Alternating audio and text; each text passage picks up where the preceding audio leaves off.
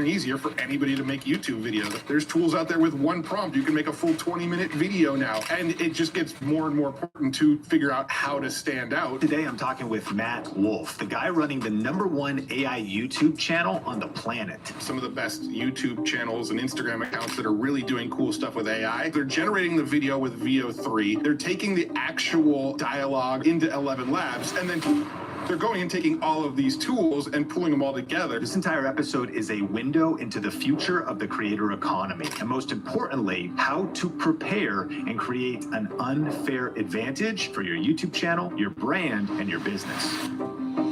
Hey, Matt, welcome back to the podcast. I want to jump right into it. There's a lot of talk right now about YouTube demonetizing AI content. YouTube has made some announcements. They've spread across the internet. There's tried to be some correction of the narrative, but a majority opinion is like, oh, you can't monetize AI content anymore. All these channels are getting demonetized. Can you break down the situation and kind of catch us up to speed with this story? Yeah, sure. So not too long ago, a few weeks ago, YouTube put out like a new update basically saying that we're not going to allow monetization on, I don't remember the exact wording they used, but it was something like repetitive content, right? Like they said, we're not going to allow you to put repetitive content on YouTube. And everybody seemed to take that as you can't put AI videos on YouTube anymore. You can't generate them with AI and put them on and get them monetized. I mean, you can upload them, they just won't be monetized. However, that's not actually what they said. What they said was repetitive content. And Rene Ritchie actually made a video to try to clarify an update for people. But I think more people saw the initial story than the update.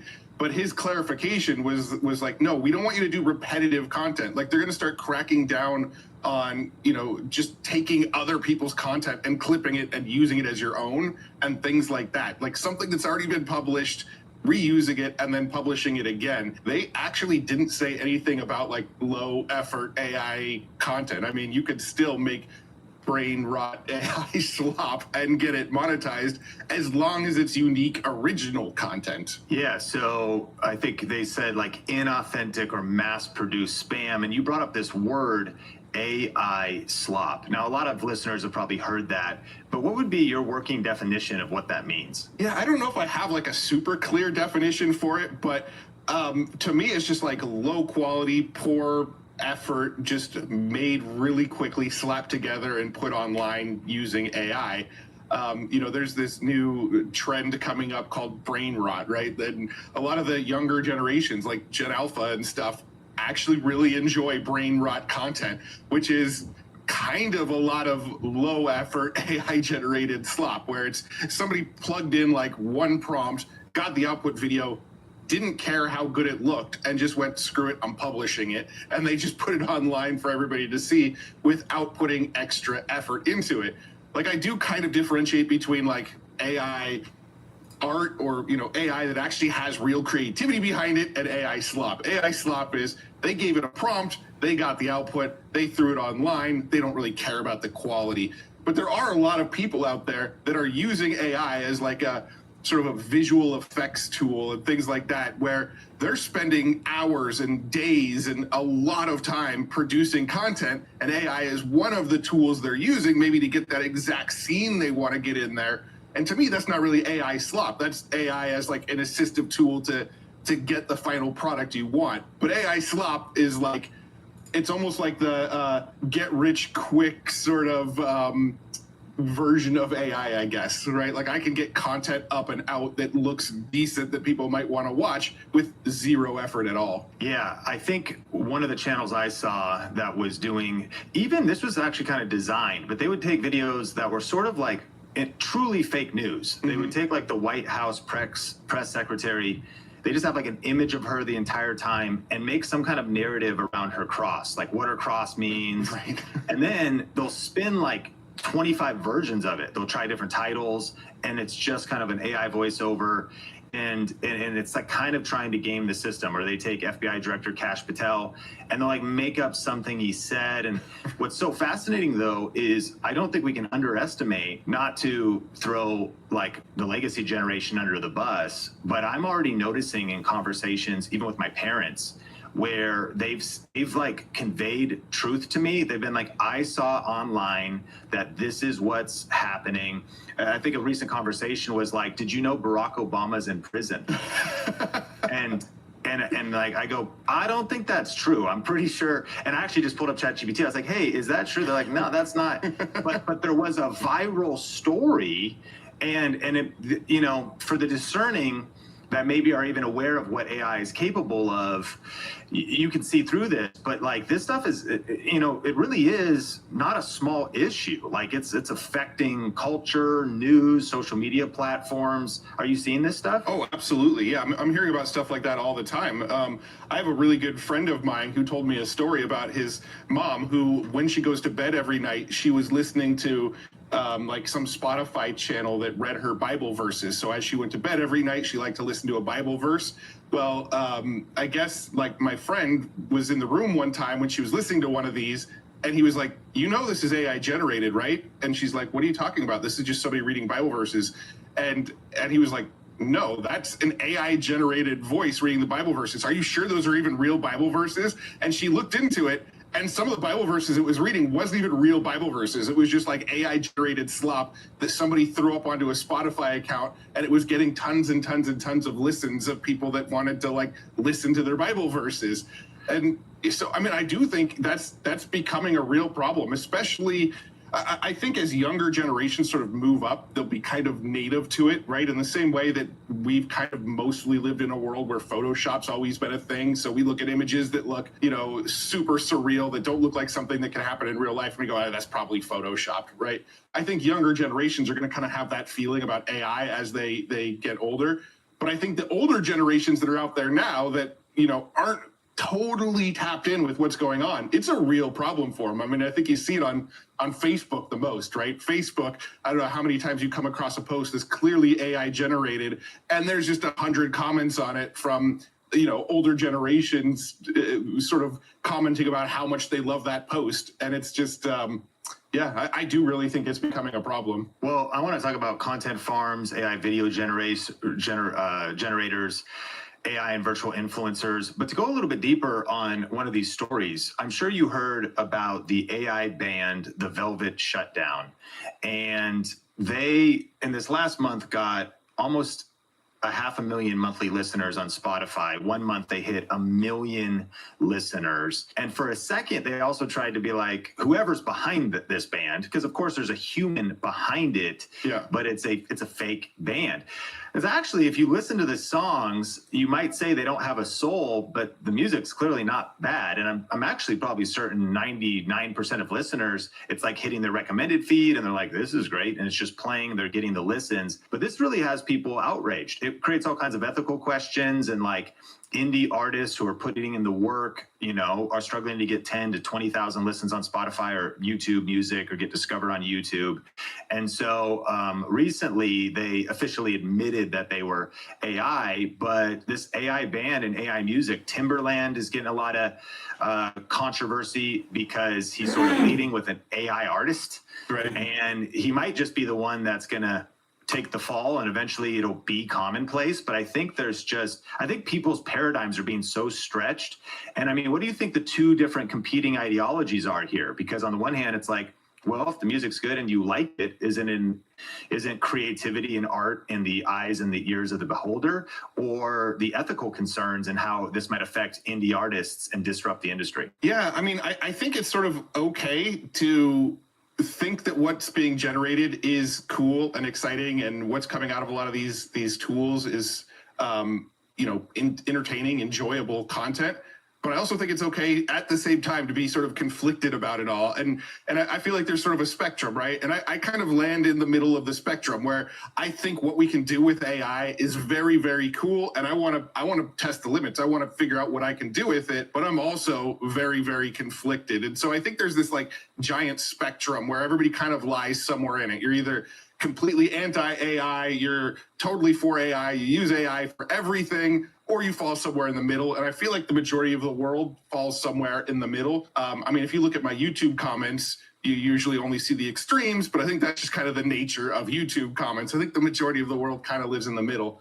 So when it comes to like the Velvet Sundown and their album, I think there's probably more that went into making that music good than just typing a prompt and getting it back and going, cool, publish it. I think they probably did a lot of work. Like if you've ever played with tools like Suno or Udio or some of these tools that you can generate AI music, usually just typing a prompt doesn't give you like an amazing song. You usually got to go in and tweak it and try different styles and go back and forth with it a whole bunch. And now you can even go in and say, hey, I don't like the way this verse sounds, change just the verse. And you can actually sort of get more granular and tweak it.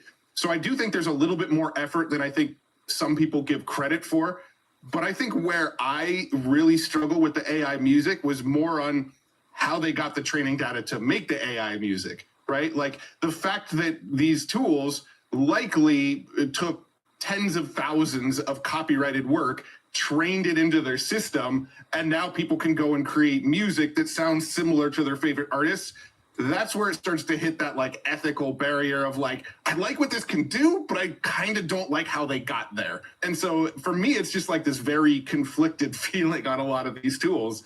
Like, I can go and make a song and without actually saying Blink-182, make it sound like a Blink-182 song. And we know with the output that there's probably a lot of Blink-182 songs in the training data because I was able to get it to sound like a Blink-182 song. And that to me is where like those ethical boundaries are sort of very gray at the moment. And a lot of these companies that are doing this are claiming that it's fair use, but a lot of the copyright holders are going, yeah, but it's not really fair use if people can make songs that sound like the song that I made. So, I mean, it's very sort of gray, and I, to this day, feel very conflicted, and I feel like that's probably how most people feel or kind of should feel. I don't really feel like the extremes on either end make a lot of sense, but I feel like being in that middle of like, oh, this is cool what we can do now, but also it was sort of built on the back of others and they're not getting credit for how it was built. That kind of feels a little icky to me, right? So I don't know. That's kind of where my head is with it all. It's very much a spectrum, and I live in that gray area with it. One other story on this that's interesting, and I'm just noticing these things on social media. One of my friend's dads just did a post, and it was an Eminem song, a YouTube video, and it was actually like a Christian song. And in total sincerity, he goes, wow, it's just so cool to see what God is doing in Eminem's life. And on the one hand, it's like, listen, maybe that's happening. And, we're not judging what's happening in someone's life. But as I'm reading it, I'm like, number one, that's not even a real song. Look at the view count, look at the whatever. But also the voice, the beat. In fact, I want to say it was actually just Kanye's song, Use This Gospel, just flipped to Eminem rapping Kanye's song. Now, empathetically, he's not like probably as immersed in hip hop as I am. But ultimately, I'm curious if I think people are frustrated that right now people are making fake Drake songs, fake Eminem songs. These videos can get a lot of views. And in a way, it's like a faceless creator type of a thing. But maybe they're wondering, why isn't YouTube cracking down on this? And on the other hand, it's like these days, you can get collabs from anybody. You can get like Justin Bieber collaborating with Ariana Grande. It's not even real. Right. About whatever your flavor of, whatever you want them to sing about. You could like find somebody in some sub niche and like, oh, I can't believe that like Justin Bieber is into Dungeons and Dragons now. He just did a song about it. You're like, no, you're not, dude. What are you talking about? Like some people believe it. Maybe it's a hobby. I don't know. Are you aware of like, really, should these videos be being taken down by YouTube? I mean, probably. It falls into that like sort of tough gray area, right? Like, because things like parodies are allowed on YouTube, right? And it's sort of like, where is that line, and at what point are you crossing it? I remember there was a song that came out, it's probably been 2 years ago now, that was like a Drake song, but it was actually written by a guy who goes by Ghostwriter online. And the song went totally viral, and people thought it was Drake, and Drake got really, really bad about it, only for Drake to go and create a song where he mimicked somebody else's voice in the song that he created. But yeah, I mean, I don't really know. I feel like Spotify is starting to crack down because there was a story where people were starting to somehow publish songs on like dead artists Spotify channels, right? Like new Johnny Cash songs were coming out and actually landing on Johnny Cash's profile kind of thing. And so Spotify, I know, has started to crack down on that a little bit. I'm sure YouTube probably will as well. I think it all sort of ends with artists figuring out a way to get compensated when their voice gets used. You know, there was like the whole Napster situation back in the, whatever it was, the 90s, early 2000s. I don't remember the exact timeline, but when Napster came out, obviously all of the musicians fought against it. You know, Metallica being the biggest name that everybody remembers, getting Napster shut down. But if you look at where we are today, we're still using that technology essentially to get our music and listen to our music. They just figured out a better economical model so that the musicians actually get compensated for it.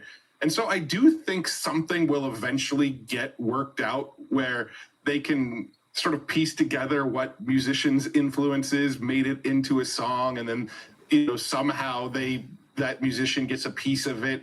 And then if musicians can sort of get paid for their work, I see more and more musicians probably jumping on board, because it's like, cool, now I can produce music at scale and other people are doing it for me and I still get paid for it. So, I mean, I think right now it's an issue, but I don't think it's an issue forever. Before we talk about virtual influencers and AI video generators, just so the Think Media podcast community and new people here, and if you're new, subscribe for more content like this. But let's talk about content farms. What is a content farm? I mean, as far as I know, like a content farm would be just like some sort of automated system where you're just cranking out content as fast as you can and as high quantity as you can, not really thinking about quality. I'm not sure if there's a more formal definition, but that's kind of how I think about content farms, just automated cranking out content in some way. And AI is very, very good at doing that, but I also feel like AI has a tendency to all sound the same. I think anybody who's really paying close attention to AI can sort of spot AI now, right? Like, I don't know how much you've like read blog posts and stuff and can instantly spot like, oh, that was ChatGPT. Like, there's signs now that we could read and go, okay, that was ChatGPT. And so I think, you know, we're seeing that more and more. So these content farms need to figure out ways to like feel less AI-y, I guess. But yeah, I guess that would be my definition. Just like a super automated, quick, high quantity, low quality way of making content. I'm curious, when you use kind of these consumer-facing tools, sometimes you wait in a queue, there's a delay for the video to be generated or things like that. Would you imagine that content farms, what is the higher level of tapping into AI power that might blow some of our minds? Because some of the tools I've used, you know, you do some prompts and then you wait for a while. It might take a while and you end up with a 40-second short. But I would imagine if you had the right amount of power and processing power and access to a tool, the volume you could produce would blow most of our minds. What tools like that exist? Yeah, I mean, there's a couple, honestly. So in video is one where you can give it a prompt and it will actually go and make a video, I think all the way up to like 20 minutes long for you. It can make it as short as, 15 seconds, all the way up to like 20 minutes. And you could go and give it a prompt, like make an explainer video that explains quantum computing and make sure that there's like visual graphs in it to like best explain it, and use some AI animations to tell the story. And it probably takes 15 minutes to process, but you can give it that prompt and it will come back with a video that has the entire thing scripted, voiceover, video throughout the whole thing, background music. And then if you want, you can really give it a prompt saying, turn it to Spanish, and it'll spit out the exact same video, but now in Spanish, right? So InVideo is a tool that does that. I was actually just playing with one yesterday called OpenArt. It used to be an image generation platform, but they've actually shifted heavily into a video generation platform. And they literally let you make like these AI slop kind of videos, right? Like the brain rot videos where you can go in and say, make a video about a cat who learns how to skydive. And it will create like a 2-minute video vertical format for TikTok and shorts and things like that. It'll be an entire AI generated video with music, with voiceover about a cat that learns to skydive. And it won't be the greatest quality, like the cat will look like a different cat every time it changes scenes, but it will spit out that sort of like AI slop kind of video for you in a minute. And you can go in there and just plug in a prompt, crank out a video, plug in a prompt, crank out a video. In a matter of an hour, have like probably 10 videos that you can drip out if you wanted. So those are a couple that come to mind that I've actually messed with recently. Now, saying that, I don't know if that's necessarily the future of content that I want to see on these platforms, but they do exist. Yeah, I actually have just been playing with in video, and I have a faceless Bible Secrets mystery channel, and one of my shorts just popped off. I'd call it VFM viral for me. Just got 10,000 views, and now it's going crazy on 3 giants in the Bible other than Goliath. And it's with an AI influencer. It's with an AI avatar who is kind of like reading the script or, delivering the script in the lower left-hand corner, green screen, over AI generated clips. And it's kind of blowing my mind. And I'll link that up in the show notes if anybody wants to check out my breakdown of the tool and even an example of that video. And I think to that end, it comes back, you said it earlier, like the creativity that's behind it. I happen to be a Bible geek myself, something that I'm passionate about. I know there's certain people that might just be going for like a cash grab or a views grab. Right. But even the art with the prompts, the digging deep in the research, I would say that my crafting of the prompt and the script and the hook was 30 chat GPT prompts long, really crafting the hook, thinking about the script, replacing some of the scenes. And so to your point, you actually might shift away from the slop category when you just put more heart into it, but you're just leveraging AI for creativity. But you're exactly right. There's also this other side where the simplest prompt possible, whatever it is, and people are just pumping it out on a volume play. And so that kind of does bring us, you mentioned a couple AI video generators. I'm just curious what you're most impressed with lately. A lot of people are talking about Google Veo 3, Runway Gen 4, Midjourney, I guess now has video, and they've been leading in a lot of image generation. What do you think is the hottest, newest, most powerful tools in this space? Yeah, so I would say really that when it comes to video generation, Veo 3 is probably still the top of the heap for me right now. There's another one. It's a Chinese model called Hailu AI. Or how do you spell that? Hailou, I believe. But the video generator is called Minimax, Minimax. But Hailu AI is the company. I actually think they have the best video generator right now, but it doesn't generate it with audio. So if you want really, really good video, but you don't care that it doesn't generate with audio, that Hailu AI is probably the best on the market.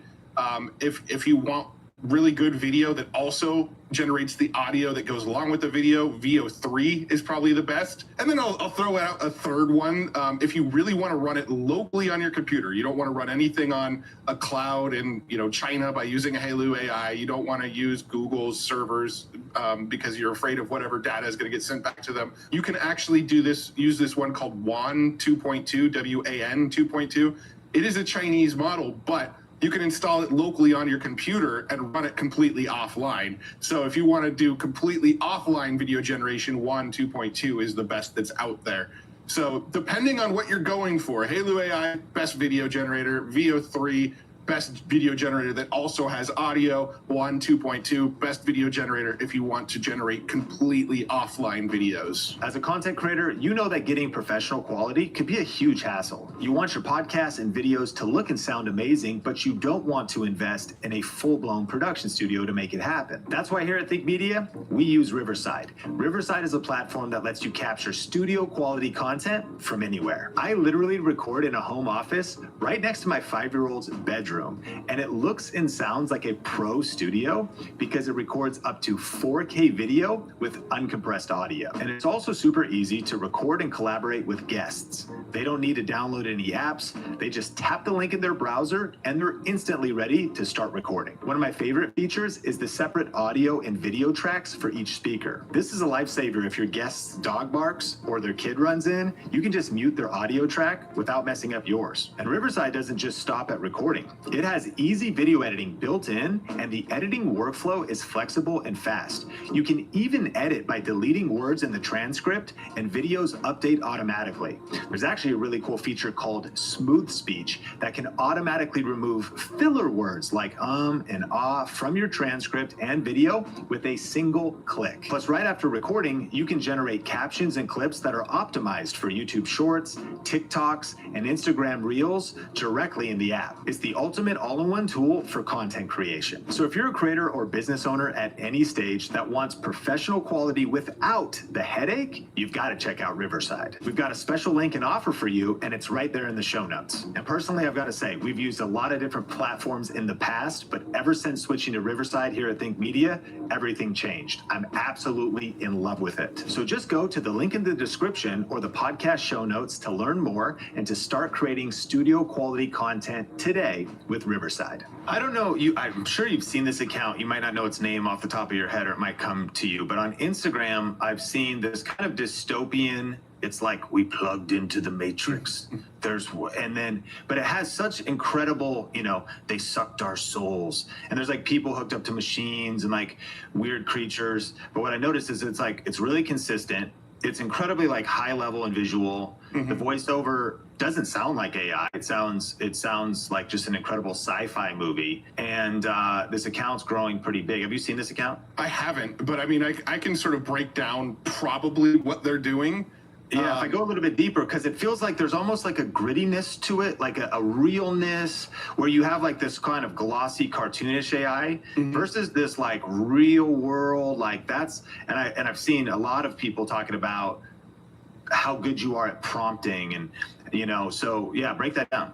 Yeah, so what you're probably seeing is somebody using a whole bunch of different tools together, right? I think where you get some of the most impressive stuff and some of the best YouTube channels and Instagram accounts that are really doing cool stuff with AI, they're not just going to VO3, prompting something, taking the video and hitting publish. They're probably taking a bunch of tools and using them together. So like to get consistency, if you want to make sure that the characters sort of stay the same in every scene, VO3 is actually pretty good at that. They have a platform called Flow, which is almost like this like timeline editor inside of Google, where you can tell it to sort of continue the video, but change the scene a little bit. And when it continues the video, it makes the characters consistent, to look the same, be wearing the same clothes, that kind of thing. And so the video was probably generated with VO3, and they just sort of generated more scenes to make sure they get that consistent character. But then there's other tools out there that will help you sort of change the lip syncing, so the lip syncing's even better. I think Runway has a model that can help with lip syncing.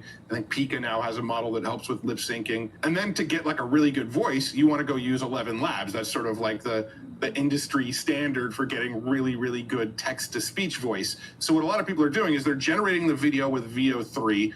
They're taking the actual sort of dialogue or monologue or whatever the audio is going to be, typing it into 11 Labs, getting a better voice from 11 Labs, and then taking their 11 Labs audio, taking their VO3 video, and then using something like Runway or Pika, or I think, not Character AI, there's another one that I'm drawing a blank on, Captions, I think it's Captions AI.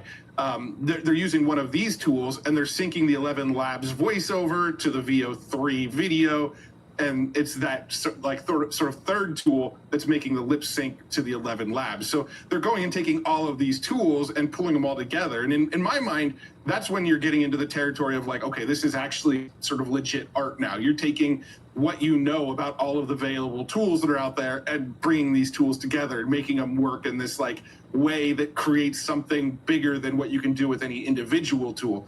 To me, that's like bordering on actual artistry versus just type a prompt, get an output, publish it. And this does make me think that actually we will be seeing full films, maybe already are, at least short films for sure, but we'll be seeing films, because the quality of what I'm describing to you is consistent, and it is like top tier animation, top tier storytelling, top tier. So clearly there's an artist behind all of that. How far do you think we are out from maybe seeing like proper films that are entirely AI? And maybe certainly how disrupted will the CGI industry be when, you know, what maybe previously cost hundreds of thousands of dollars or millions of dollars to produce, as far as one moment of a film, could potentially be slashed by 100x or 1000x in terms of cost to produce? Yeah. Well, I mean, when it comes to so that was a multi-part question. So the first part of your question was about how far off are we until we actually see full-length movies. Well, I think if you're looking at like cartoon type movies, we're almost there. I mean, there's a new platform called Fable, which is trying to be like the Netflix of AI, where you could generate full-on 20 to 30 minute like little animated sitcom type stuff, and it will generate it for you, and you can actually share it, and other people can go and watch them. It will create like coherent 20 to 30 minute stories that, you know, they're like, you know, maybe South Park quality or Family Guy or, you know, one of those kind of animated shows sort of level of quality. There's nothing realistic about it. They're actually avoiding realistic shows for now because that's sort of harder to do. But I mean, the platforms already exist to make like full-length cartoons using AI. That's what Fable's doing. In fact, their very first proof of concept was they made an entire South Park episode, like a 30-minute South Park episode with AI. And I watched the episode, and it was very watchable. It's probably not quite as funny. The jokes weren't quite as good as like the real show, but it was like, you'd watch it and you'd be like, this is like not their best episode they ever did, but it's pretty decent. And they put that out as a proof of concept. Now, when it comes to like movies that look like they're real movies with real actors, but everything was generated with AI, that I think is still a little bit further out. I think there's still issues with consistency. There's still issues with like physics. I don't know if you've seen the videos where they try to have somebody doing like gymnastics or something, but they grow extra arms and legs because they can't figure out the physics. And so I think when it comes to like really realistic videos, we're still a few years off from that. Full-length cartoon shows and movies, I think we're basically there, and it'll be really good next year. So I think that's where we're at with that. When it comes to like the VFX world, I've actually interviewed somebody. There's a company called Wonder Studio. They actually got bought up by Autodesk, the company that makes CAD. And what Wonder Studio does is you go and you create real scenes in real life. So it might be like a scene of me like walking down the street or something.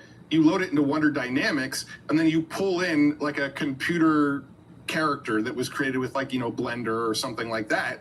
And it will replace the real people on the screen with that computer generated character. So if you need a movie about a robot walking around, you can go shoot a full movie with a human acting as the robot, and then later on go to Wonder Studio and replace every scene that human's in with the robot character. And now you have a movie with a robot walking around the whole movie. And I interviewed the founder of this company on my podcast, and he works in Hollywood. He was a visual effects artist. He worked with visual effects artists before he went and created this. One of the guys that actually is the co-founder of Wonder Studio is Ty Sheridan, who is the main character in Ready Player One. So like even actors were sort of getting on board with it. And I think VFX artists, there's some that are worried about it, and there's some that are embracing it. Just like everything else, I feel like it's this spectrum. You've got the VFX artists that are like, this made my life so much easier. I can get this scene done so much faster, so much cheaper, using way less, you know, compute power, whatever. And then there's other people that are like, the way we've always done it works fine. It makes me a lot of money. I don't want AI to sort of disrupt that. And then you have the people that live in between. And from the various VFX people I've talked to, I feel like most of them kind of live in the middle somewhere. They're like, some of these tools are really cool and really, really helpful, and I love what they can do. But at the same time, it just makes it so much easier that like anybody can be a VFX artist, right? The barrier to entry to get into this career now is so much lower. If the barrier to entry to get into this career is so much lower, that means they can pay people less to do it, because it's eventually a race to the bottom if it just becomes a prompt to do any sort of VFX. And so that's more what people are worried about, is that these tools make it easier and easier and easier for less skilled people to do the work that previously took skilled people to do. And so they're just more worried that others will jump in and be able to do the stuff that only they used to be able to do. But I think the VFX artists that win are the ones that just keep up with the latest tools and technology and what's available out there and leverage everything at their disposal to make the best possible outcome they can make. Again, when I was talking to the guy from Wonder Studio, he's in Hollywood, and he told me, he's like, everybody in Hollywood's already using AI. None of them want to admit it. They're afraid of the backlash that AI is going to bring when they tell people they used AI, but every studio is already using it right now. They're just hush-hush about it. So I think 100% of people listening to this are underestimating virtual influencers and avatars. The global virtual influencer market is valued at $4.6 billion and is growing by 26% right now. And there's virtual influencers like Anita Lopez, who's claiming to make 10,000 pounds a month via brand deals. Lil Miquela reportedly earns $10 million a year from brand partnerships. A TikTok character with 22 million followers is earning $33,800 per post. And so AI avatars are real and they're here. And while many people have opinions and feelings, these virtual characters online are making real money, gaining real followers. I think it was Anita Lopez who, this female virtual influencer, has an Amazon shop that links to affiliate products of her skincare and makeup, which broke my brain that people would be like, I know, I'm like, so like, I get it. This fictional character is saying she uses these products, which is impossible. And yet people are following this though. Yeah. Because again, that might offend the listener that's listening to this right now, but somebody else, man, if it makes them happy and they find a product they want, and it's an interesting industry and it's growing faster than I think any of us realize. Why are AI avatars and virtual influencers gaining traction right now? To be honest, I think it's a generational thing. My brain doesn't comprehend it, right? When I see like a virtual influencer, I usually click away pretty quickly. For whatever reason, it's not sticky for me. It's just not something that I enjoy watching. So it's hard for me to really grasp why that's happening. I think at the end of the day, people just want to be entertained. I mean, it's the same reason that like brain rot videos are starting to pop up as well, right? Like a couple weeks ago, the most popular, most viewed video on YouTube with like 300 and something million views was an AI generated video about a cat who rescued a baby from a plane crash. And it was just like a purely AI generated slop video that barely made sense when you watched it, but somehow it got over 300 million views in that 1 week. And it doesn't compute for me, but it obviously gives some sort of dopamine hit to a lot of people. They're either hate watching it and going, oh, I can't believe that like this slop is going around the internet, but they watched it anyway, or they're like a younger generation that just like loves this stuff, right? Like you see like Coco Melon, for instance, right? To me, that feels kind of brain rotty, but kids love it, right? And I think it's just that same kind of thing. I think it delivers that dopamine hit for younger generations. But I also think the virtual influencer thing is a good proof of concept for corporations. I think what you're going to see is if there's no face behind these virtual influencers and the person behind them is mostly anonymous, what stops companies from going and trying to create and ramp up their own virtual influencer that nobody really knows there's a company behind, and now this virtual influencer is out there promoting their company? I think that's kind of the future of where this is all headed. It is like the virtual influencers are setting things up for corporations to have this like marketing path with like a nice little avatar they can use. The Geico Gecko, Tony the Tiger, that kind of stuff already exists on commercials. What's to stop them from turning those into virtual influencers that promote their products all over the place online? So I think it's really just kind of creating this really solid proof of concept of like where a lot of big brands are probably going to take their like media budget in the future. Have you heard that there are people that already want to fight for the rights of AI? In what way? Well, I've heard a little bit of some people saying, and even just the LLMs themselves. I mean, people are dating and marrying and having relationships with AI.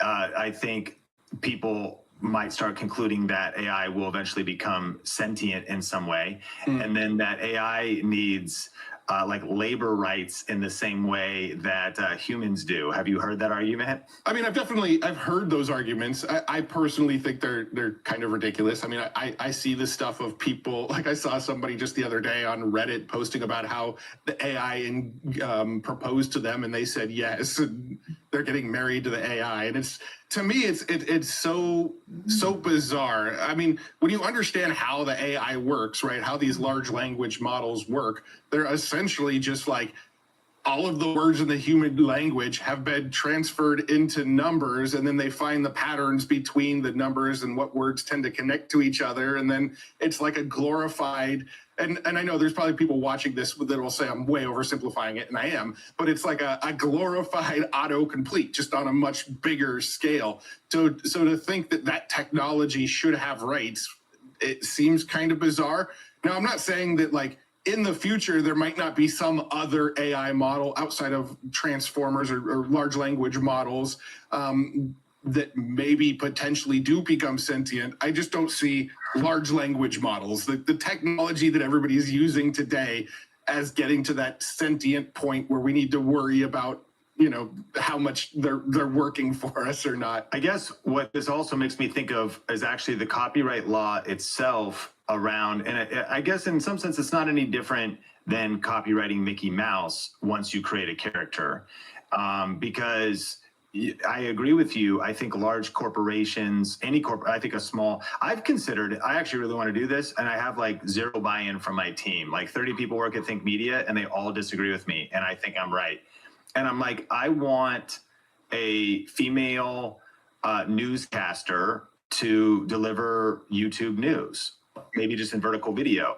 Now, I think you could go to the quality, the personality would be behind that individual. But then I also wonder, you just think about how common theft is. So that is maybe offending listeners right now in some cases. Like, I can't imagine that. But I mean, if it's someone, it's an AI agent, and it's somebody that you would, you know, our creativity would be put behind that. It puts a different face on the channel, and someone who could crank out, you know, it doesn't, I'm not saying replace. It's like our team is 5 humans and 2 AIs, you know, and we all work together and we all collaborate. Like, I kind of have a vision for that, but it does make me think, like, what do you think is going to, I mean, it's so early. I think copyright can't keep up. I think like the government's trying to keep up. What are your thoughts? Yeah, I mean, so there's already a few people that are doing what you're talking about at a fairly high level. Rowan Chung, who runs a newsletter called The Rundown, he's got like an Instagram account where it's actually his face. He trained a HeyGen model on his face. He trained an 11 Labs model on his voice. So when you watch the video, it looks like him just reporting into the camera on the latest news, but it's all AI generated. And whenever the video looks a little like uncanny, whenever you can kind of tell the lip sync isn't quite right, or it feels a little AI-y, well, that's where he puts B-roll over the video. So you watch the thing, and all of the best clips of him speaking is the talking head. Anytime it starts to look very sort of AI, he overlays it with B-roll so it hides the AI. Another guy who's doing it is Varun Maya, who's based in India and probably one of the largest sort of tech influencers in India right now. Same thing. He puts out videos on Instagram and TikTok where it's his face with a HeyGen trained model on him, and he reports on the news. And his videos get hundreds of thousands, if not millions of views every time he puts out a video. And it's an AI generated version of him showing the news. So, I mean, people are doing that to a high level right now. I do think there's probably a point where it gets like saturated and you see like everybody trying that. So it's kind of like a window in time where if you're early with the tech, you could probably get away with it, but eventually there'll be a lot of people doing it. But yeah, I mean, people are definitely doing that. What was the second part to your question? I'm wondering, and then copyright. I mean, I guess copyright. In that case, so if they've duplicated themselves, or maybe you start to craft, like, I mean, Lil Michaela, like somebody else. The funny thing about starting like a fan account or an imitation account is it's not like someone just copies your Facebook and puts your profile picture up and then starts DMing people trying to get money or something, and it's not actually you. It's like they could soon, if not now, spawn your content itself. And, Yeah. and so it's maybe, in one sense, it's the AI side, but it's just your thoughts on the copyright and the government and regulations trying to keep up with this stuff. Yeah, I mean, honestly, I think copyright needs to be rethought, and it's not something I have the solution to. Like, I'm not the guy to go and say, here's how copyright should work. I don't know the solution, but I just think the way copyright is right now, it needs to be rethought a little bit, especially since we know governments aren't going to slow down on AI. Even if like the public wants it to slow down and the public is scared, we're technically kind of in a Cold War right now, right? Between, if you look at China and you look at the US, both of them want to be the dominant country when it comes to making AI. They both want to get to, general intelligence and then super intelligence first. They want to be the smartest like tech country in the world. So we're in this Cold War. So it's not slowing down, right? And the thing is, it's all built on the back of copywritten content. Almost all of the writing that gets trained into these large language models are copyrighted books, are works that people put on the internet, are transcripts from audiobooks and podcasts and YouTube videos and things like that. All of the music generators are based on training data from copyrighted work. All of these video generators, VO3 is the best video generator. Why is that? Well, because Google owns YouTube. They have the largest set of training data on the planet of video content they can load into this model, making it the best possible output that you can get. And so all of this stuff is built on copyright work, and and the governments don't want to slow it down. So where do we go from here? I think the governments need to figure out, like, how do we rethink copyright in a way that the original creators still, get some sort of benefit. There's, creators have to be incentivized to want to create, but at the same time, we don't want to slow down what we can train into these models if we want the models to get better and better and better. So there just needs to be some sort of rethinking. But again, I don't know the solution. I think there needs to be some way where artists get compensated if their work is used in the output and the training data sort of reference the output, but it gets really, really muddy and really complicated and confusing. So I don't know the solution, but I do think copyright needs to be overhauled for the future we're entering. It just seems like an outdated way of doing things. Do you feel like faceless YouTube channels represent a real opportunity in 2026? I think faceless YouTube channels I think there's a window of opportunity, and the window of opportunity is going to close. I think as AI gets more and more prolific and more people use AI, I think you're going to see people crave humanity a little bit. I think in the future, when there's a lot of people that figure out that they can make quick AI videos, put them on YouTube, and every once in a while they might get lucky and go viral with one or two of their videos. When people start to see that that's what is all over YouTube, I think they're going to start to seek out realness. They're going to seek out personalities, real people, real experiences, storytelling. I actually think vlogging, like Casey Neistat style vlogging, is going to make a big comeback. I think we're going to see that again in a world of AI. People are going to want realness. They're going to want to see inside of people's lives. I really, really strongly predict you're going to see like that come back around and that vlogging kind of content be the big thing again. And I think it's going to be partly a result of AI being everywhere and people just being burnt out on just fake content everywhere. You have a very successful YouTube channel. I believe it's the #1 AI expertise conversation channel. You've got a podcast as well. Mm-hmm. And it's you. I know you've played with these tools. Mm-hmm. And you mentioned earlier, there's a couple individuals who've duplicated themselves to make news. Are you still making 99% or 100% of your content you delivering the news? Or yeah. What is your thoughts on moving into the AI avatar arena? I want to play with it just to kind of test it and see what it's capable of. I don't really see it being part of like my long-term game plan. But don't be surprised if like a second channel pops up that's a lot of AI generated content, more as like let's test the waters of this stuff and see if I actually can. But it's not really a big part of where I want to take things. The funny thing is, the deeper I get into AI and the more AI I use, the more people I actually end up hiring and then showing them how to use my AI processes, right? I feel like because of AI, it's a lot easier for me to get team members up to speed quickly. Right? Like, so if I need somebody that helps me post on social media, well, maybe I use AI to help me write some of my social media posts. I teach this person how I use AI to write my social media posts. Now they can write them. And I actually don't use AI to write my social media posts, but just as an example, I can train this person, like, here's how I use AI to write my social media posts. If you follow the same process, it will look consistent across my account because this is how I've been posting it already. Right.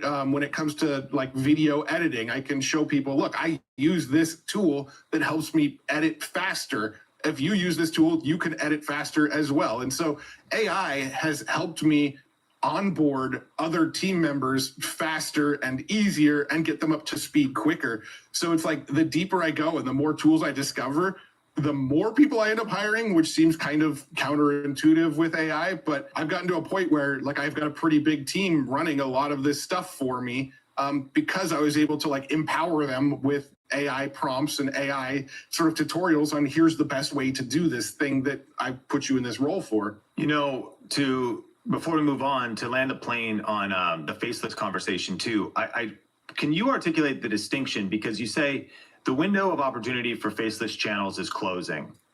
I would agree with that from people being tired of AI slop or just AI mass-produced content. I think though, but the term of faceless channels can go pretty broad to the fact of people making video essays, mini documentaries, and their face is just not present on the channel. Yeah. They are using their voice, they're pulling fair use-based clips, and they're assembling content.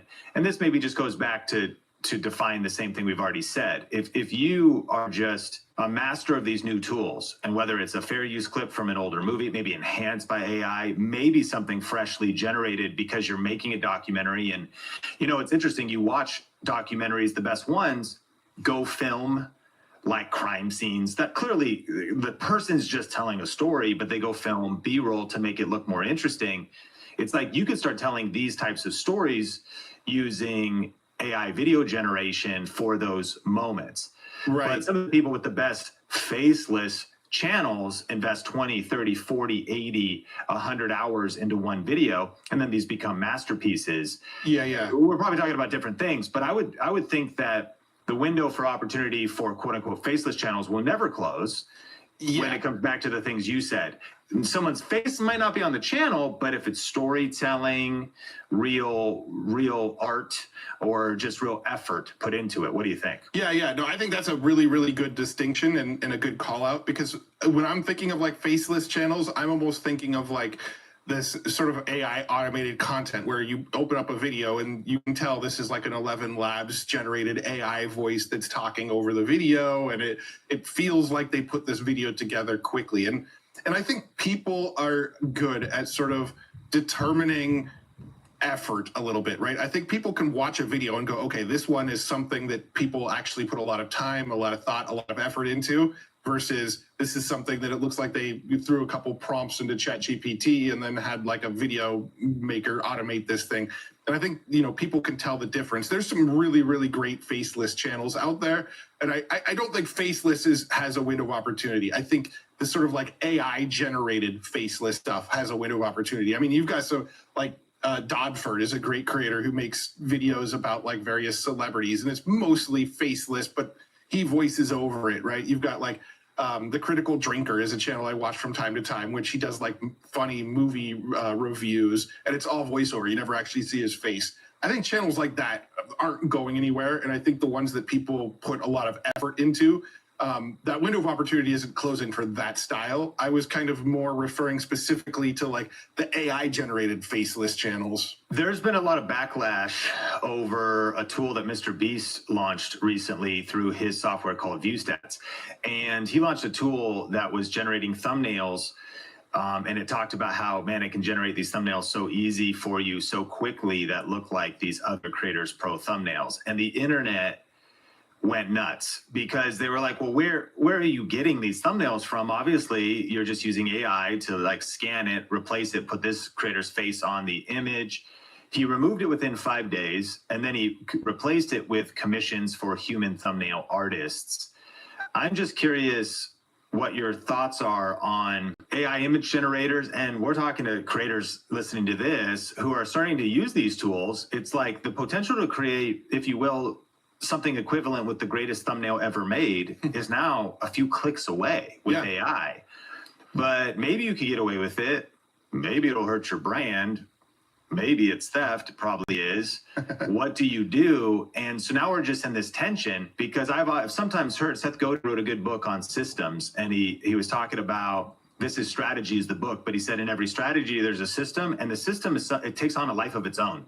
Like, it's sort of like we could theorize about the ethics of this, but nevertheless, it will just drop to the lowest common denominator. People will abuse it, and you could blame them, but on like a big data, like you also kind of can't, because it becomes like a race to the bottom, a land grab. If all your competitors are using these tools and you don't, they just have so much more speed over you. Yet it's a legitimate controversy worth conversation. What are your thoughts on the backlash against Mr. Beast's tool and what the internet's thoughts were about it? I mean, this is probably weird coming from me, but I agree with most people's takes on the product that he put out. And I think it was more of a marketing issue than anything. The way he marketed the product, I think, was the problem. Because the way he marketed the product was essentially find other YouTube thumbnails that you think work well and then inject yourself into them. And while a lot of YouTubers who spent a lot of money on thumbnail artists or spent a lot of time developing those thumbnails feel like, hey, you're just ripping off my thumbnail and putting your face on it. And I feel like that's a pretty valid complaint. Like, I actually agree with a lot of the criticisms around that tool. I don't think the fact that it was an AI tool was really the problem. It was an AI tool that stole other thumbnails and let you put your face on them that was the actual problem with that. The funny thing is, I do think, like, when it comes to thumbnails, it's like this ebb and flow it's a constant moving target. For the first like couple years of my channel, where I saw like the biggest growth, all of my thumbnails were AI generated. It was like me, my AI generated face, and I put myself in some like crazy scenario, right? I made a video about how I make AI movies, and it was like me on a film set with like explosions in the background holding one of those like clappers, right? Or I did one about like I generated AI music with Suno, and the video is like an AI generated version of me on stage with long hair as like a rock star holding a guitar, right? And I was doing a lot of those kind of thumbnails, and they worked really, really, really good for a couple of years. And then AI got a lot more prolific. Everybody started to figure out how to do this stuff. The tools got easier and easier to make these thumbnails. And next thing we know, there's just AI generated thumbnails everywhere on YouTube.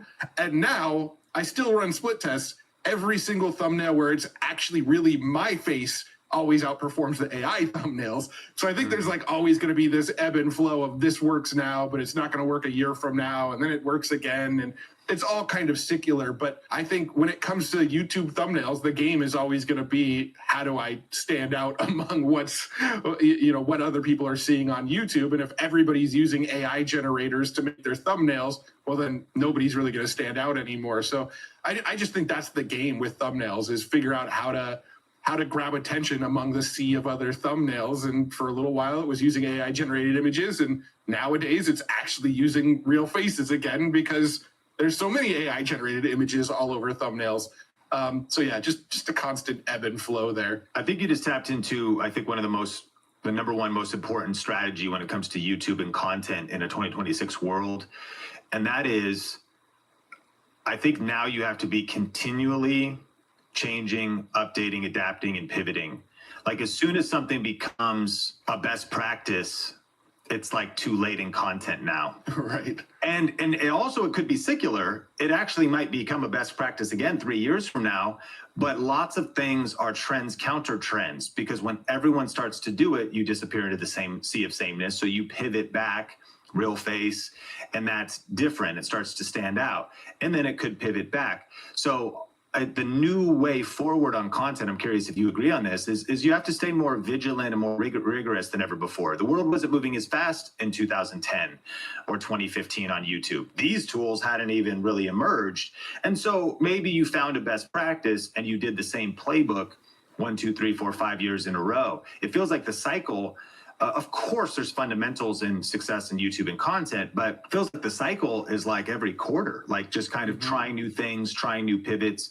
The fact that we do have the ability to split test 3 thumbnails gives us an opportunity to throw a test out there. And very well, the difference between breaking through or not is not just getting stuck in a rut, but continuing to pivot and adapt. How are you doing that on your YouTube content? You mentioned one example, but your channel continues to thrive. What are the things you're doing right now tactically on YouTube? I would say the biggest move that I made on YouTube was I actually brought on a producer several months ago. And for me, that has been the biggest game changer, because having a producer, him and I get on calls multiple times a week, and we brainstorm ideas, and we look at what other YouTube videos are coming out in this space, and we look at what other YouTube videos are coming out in different spaces and go, maybe we can sort of take some thematic elements from that video, but put our own AI spin on it. And like, I basically have a brainstorm partner to constantly try to stay up with what we should do next. And I totally agree. I think AI, I think YouTube is a constantly moving target, and the rate at which the target moves is only speeding up, because it's becoming easier and easier for anybody to make YouTube videos. I mean, like, this whole discussion has been about like how you can make videos easier, how you can do faceless channels with voiceovers easier. There's tools out there with one prompt. You can make a full 20-minute video now. So like, anybody could get on YouTube, and it just gets more and more important to figure out how to stand out. And for me, that change has been work with somebody that also knows YouTube really, really, really well from the inside out, and just constantly be brainstorming and trying to figure out what the next move is. I mean, from like a niche, whatever you want to say, from that standpoint, it hasn't really changed. I still like talk about AI news, talk about AI tools, test the AI tools, make tutorials about them. The type of content is always the same, but how I edit them has changed up a lot. What our thumbnails look like has changed up a lot. How we title them changed a lot. So like, all of these sort of elements are constantly evolving, but we also have to kind of keep it wrapped in the same niche, because we don't want to lose our existing audience. And having that producer that I'm just constantly in brainstorm sessions with has probably been that big game changer for me. But yeah, it's just constantly just paying attention to what's working. And I really don't actually pay much attention to what other AI YouTubers are doing. I kind of see some of their videos from time to time, but it's not really what I watch on YouTube myself. I tend to watch a lot more of the like mainstream YouTubers, right? Like, I do watch Mr. Beast and Ryan Trahan and some of like Moist Critical and some of these guys. Like, I tend to watch the more mainstream, well-known YouTubers and kind of pay attention to what they're doing, because they have more data and analytics than any of us with a lot less views. So they probably have their finger on the pulse of the YouTube meta way better than we do. So that's kind of what I'm constantly paying attention to, is like, what are the bigger YouTubers testing and trying, and what worked for them, and how can I apply that to what I'm doing? If I stay in my like AI bubble and watch what they're doing, most of them are kind of just like in the flow of making the same kind of video constantly. And for me, that's not really what I want to be paying attention to. It's not really what I want to follow along to see where I can evolve. That's a powerful insight. I'd love for you to adapt it to someone who's starting, though, and they're listening to that and they're like, I love that, but great, you brought on a producer. I'm trying to bring on myself because I'm trying to get into the YouTube game as a side hustle. I'm balancing it with my 9-to-5, or I'm a business owner and I'm trying to get leverage out of this YouTube thing, but I'm still trying to put out fires in my business and, just run the day to day. So the concept is rock solid. Like, to be brainstorming more. I think your insight of not even worrying too much about your competitors, but worrying or studying more adjacent industries or just completely unrelated niches and creators who are really doing cool things, and pulling those insights into your industry. If you're looking at what Moist Critical is doing, or Ryan Trahan, you pull that into real estate, you pull that into your tax tips channel, then that's going to yield more results.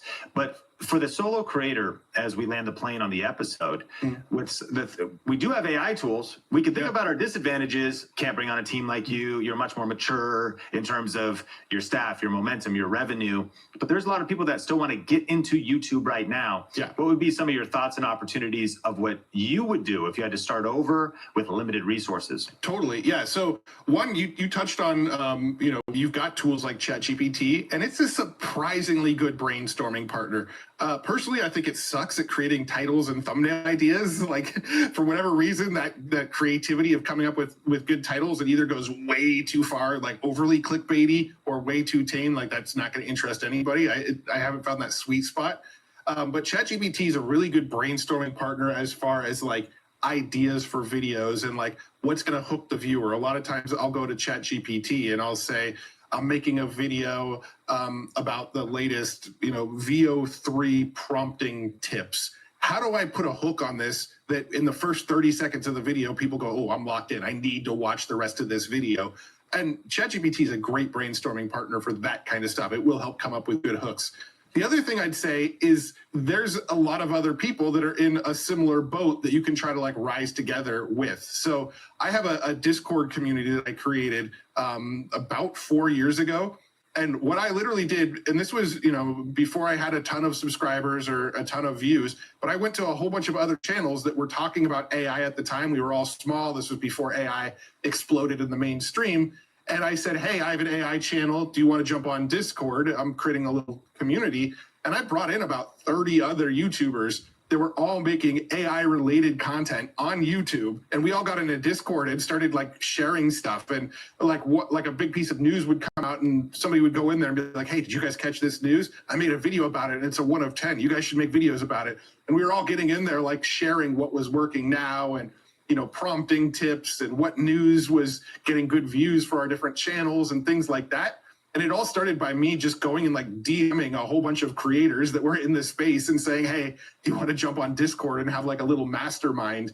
I know, like, if you ever watch any of the interviews with like Mr. Beast from the past, he claims that was like how he got started, and he still talks to that mastermind to this day.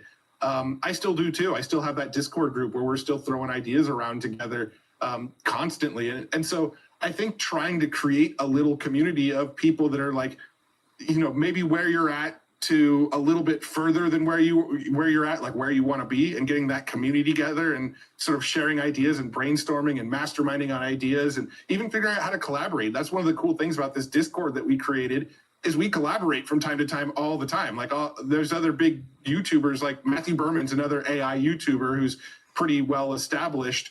And I'll pop onto his channel from time to time. There'll be a video and I'll just kind of cameo and talk to him for a minute in one of his videos. And he'll come on my video from time to time. And a lot of these other bigger AI YouTubers now, we all sort of rose together, but we're all still sort of sharing the love and trying to figure out how to collaborate and things like that. So just trying to build a little like mastermind community of like-minded people that have the same goals as you, I think can be really, really helpful. If somebody wanted to start from scratch and follow your gear tools breakdown, if you could take it all the way back, assuming your resources are limited, I'm curious if you were to walk me through, okay, I have to start from scratch. I'm going to set up a bedroom in my house, in a spare bedroom. I'm going to turn it into an office. What tools are you going to use? Are you going to create sustainable content? They might want to start a video podcast. You cover news. But they're going to have to edit themselves or use AI to edit. They might use Riverside to record. I'm just curious, there's multiple pathways to do this. But from your standpoint, if you're thinking, no, they've got a good job and they got some money and they want to invest in their creator business. They've maybe bought a course, they've got education, maybe they're already a part of our Video Ranking Academy community, but they're still trying to figure out their thing. And so they're kind of like, yeah, do I kind of go webcam, set up a camera?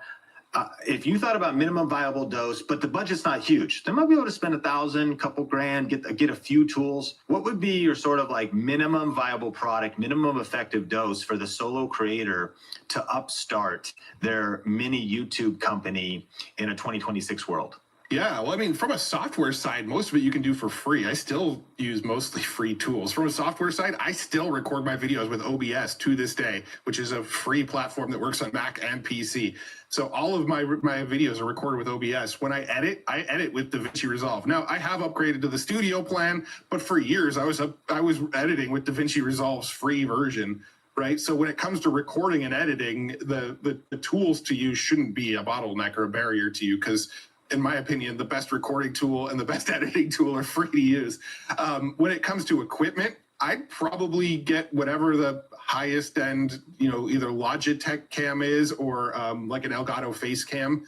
Probably just get, in that $200 to $300 good 4K webcam range. And I would I'd probably put the most money, if I most of my budget would probably go to making sure I have good sound, right? Like, I think audio quality is probably one of the most important things. If something gets a little blurry or pixelated on a video, people don't tend to mind too much as long as the whole video is not like that. But if your audio quality sucks and there's background noise and crackling or just low quality audio, people will tune out really, really quick. I think audio is insanely important. So I'd probably put the money into I think my favorite sort of budget microphone is the Elgato Wave 3. I really, really like that microphone. I used that one for years and years and years before I finally upgraded to the Rodecaster Duo and the SM7B here. But I would probably just get a USB mic like the Wave 3 from Elgato, get maybe an Elgato face cam and Elgato Stream Deck so that they all sort of work and seamlessly integrate together. And then get a couple of really good key lights, like maybe a couple Elgato key lights so they all tie together. I do think the Elgato key lights are pricey for what they are. Like you're paying like a little extra because it's Elgato and it'll sync up to your Stream Deck. So like if you're on more of a budget, you can go and get there's GVM makes decent lights, but they're like budget lights that work really, really well. And that'd probably be my setup. Record with OBS, edit with DaVinci, probably get like a suite of Elgato tools, the Elgato Wave mic, the Elgato Stream Deck, Elgato lights, and an Elgato face cam. And that would probably be my setup to get going. You're probably all in at $400 or $500 with that setup. And if you wanted to cover news and react, for the listener, how would you, if you wanted to react to videos or share your screen and create a higher quality experience of doing that type of content, would you just use OBS? Is it easy enough to do it with that? Yeah, I have like the most ghetto OBS setup right now. So when I record with OBS, all my videos are 4K now. I met with my partner manager and she was like, yeah, definitely start putting videos out in 4K because more people are watching them on TVs, and the TVs prioritize 4K now. So I do everything in 4K, but I actually set my OBS as like a double wide. So it's actually like 7,800 by 1920 tall, right?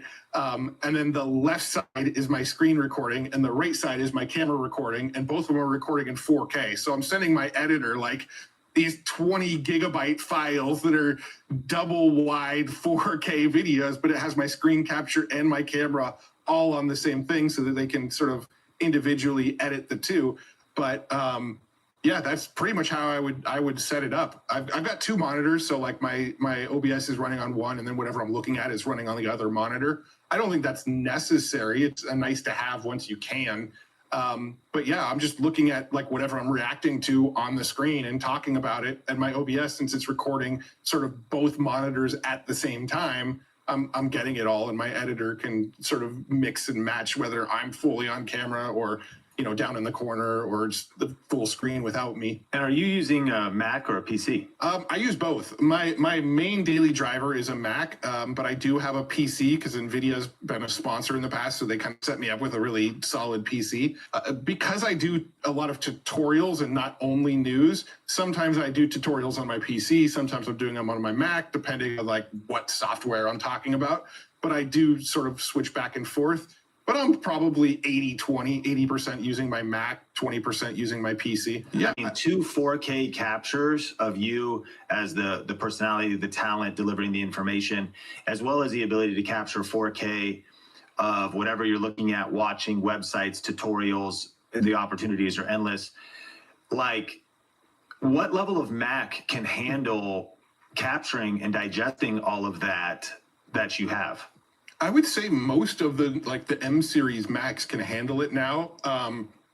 Saying that, I'm on a complete overkill Mac. Mine is an M3 Ultra with 512 gigabytes of RAM. I mean, it's pretty much like ultra decked out. But I did that because when I render videos, I want to be able to render 4K videos really quickly. When I'm scrubbing the timeline on 4K videos, there's no lag. So I just went, I'm going to future-proof the heck out of this thing. I do think most of the M series Macs can do it, because I was doing it on a MacBook before this. It was an M3 that my MacBook, and that M3 MacBook was able to record just as well. I was able to do the sort of double wide 4K on a MacBook. So I think like most of the M series chips can do it. On my PC, I mean, again, super overkill. I'm running an NVIDIA 5090 GPU on it with just insane amounts of RAM. But saying that, before I had that, I was recording on a NVIDIA 3070, like just a pretty consumer grade, like gaming GPU. And it recorded just fine on that as well. The only time I would run into issues is if I ever tried to record while playing like a graphic intensive game or something, right? Like you're not going to go and play Elden Ring and record it in 4K and have it not be choppy. But for just screen capture, if you're just sharing your browser and what you're seeing on like Instagram or whatever, it works fine. So I have one final question for you in just a second, but that's been an incredible breakdown. And I do want you to also shout out your stuff in a second. But to recap this, number one, I think Think Media podcast listeners know that it's not about your resources, it's about your resourcefulness. And we're living in an opportunity. I love that you started, like, there's just so many free tools. Like, go figure it out. Like, go learn DaVinci on a basic level, use OBS, get a $300 webcam. There's definitely a budget level you could do this. If you're new here on the podcast and you've never learned about our main channel, it's called Think Media, and we have multiple creators that are talking about all of the different levels of budget tools for creating content. So we'll link that up in the show notes, because like the tools is not an issue. And then for some of us listening though, I want to challenge individuals, this isn't holding anybody back, but I think some people listening to this should really consider making an investment in their media in today's world. Like if you already have some momentum and if you have some money, or if you're a business owner, it actually kind of surprises me how gun shy people are. I feel the exact same way. I'll invest in speed because time is more valuable than money. So sometimes if you have outdated gear, like just if you have access to fiber at wherever you create content, your house, and you haven't upgraded to fiber, like what are you doing? I actually was on cable forever and I realized I had access to fiber. I just got it. I mean, speed to get those files uploaded online if you're going to send it to somebody. Speed if you can process and export. Like speed is just worth the money, because that if you spread that over time too, you future-proofed like a few months, a few years. And then also to be able to put out a level of quality, like it's not that far out of reach. The Mac you're talking about, I can see it on B&H right now on sale, M3 Ultra. I don't know how big your hard drive is, but it's like a $5-6 grand. And so for 10 grand, you could make a TV studio in today's world. Like how clear and crispy and 4K and the level of production you could apply to it. Like that business opportunity just did not exist a decade ago, definitely not 2 decades ago. And I've noticed that some of the creators that are getting the best traction are just they're turning pro. They're like leaving an amateur mindset aside. It's the fact you hired a producer. If you can't hire a producer, well, use ChatGPT, but you got to think at a higher level, more strategy, more rigor, more intentionality. Invest in it. Like, how does a pro think? Better gear, more practice, better nutrition, better sleep. They hire coaches. Like a pro acts different than an amateur. So I think that mindset of turning pro, do you have the pro gear? And it doesn't have to be a limitation, because again, you're like, Sean, I'm broke. You can then hustle with your smartphone until you get a little cash and then reinvest it, because the opportunity on YouTube, social media, AI, it's bigger than ever before, but it's also more crowded than ever before. And I think that cream always rises to the top, no matter how many cups of coffee you pour. It's like if you're in that top 10% of content, which I want to say I believe is accessible to everybody, because most people create lazy content and most people are inconsistent and most people are in that bottom 90% of noise. a little bit of extra effort can help you rise to where the views are. And I hope that some of those thoughts, as well as your breakdown of gear, will be helpful for people. Before we end, how can people follow you? You've got some cool stuff. Tell us exactly what it is. We'll make sure there's a full list in the show notes so people can stay up with all this kind of news that you're doing, as well as other projects you're working on. Yeah, so my main channel is just Matt Wolf. It's just my name. If you go to YouTube and search out Matt Wolf, you'll find me. That's where I share AI news, AI tutorials, and various breakdowns of what's going on in the world of AI. I've got my Future Tools website, which is a website that curates all of the latest AI tools that come out, so you can sort them and filter them and find the exact tool you're looking for. That's also where my Future Tools newsletter is. And then I've got a podcast called The Next Wave, where I do interviews with CEOs and authors and various influencers specifically focused on AI. So we talk about like their AI tools and demo their AI tools and interview them about where AI is all headed and stuff like that. I would say if you head over to Matt Wolf on YouTube, though, that's the best place. You'll find links off to all the other resources from there. Well, Think Beauty Podcast, I want to highly encourage you to follow Matt everywhere, because he's an incredible human, and he just has great information, and you want to have certain people in your life so that key details, key information, key trends are coming your way so you can stay on the cutting edge. So definitely take the time to check out the show notes. Matt, one final question, and probably the most important question. I'm going to give you a chance to think about it and mention a few thoughts, but looking ahead in the next 12 months, what are the trends that are redefining kind of the creator economy and the AI wave and disruption that's happening right now? I think a lot of people have mentioned, AI as a creative partner. AI isn't replacing humans, but it's AI plus humans. We are maybe multi-persona creators, where you do have individuals you mentioned earlier that are duplicating themselves and in a quality way. Production workflows are going faster is a big trend. Perhaps dubbing, because in an effective way, we could spawn a Spanish channel or other things.